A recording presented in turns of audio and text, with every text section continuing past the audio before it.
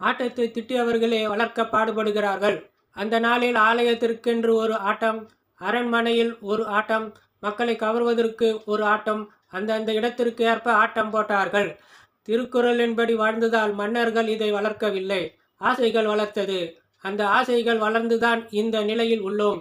இதான் நாம் செய்த பாவம். கடவுள் இல்லை என்பவர்கள் அவர்கள் வாழ்வதற்காக சிந்திக்க தெரியாமல் திட்டினார்கள். மக்களுக்கும் அதை பரப்பினார்கள். இப்போது அதை தடுத்து இருக்கலாம். அவர்களிடம் ஆசை அளவு கடந்து உள்ளது. மக்களை நம்ப வைக்கிறார்கள்.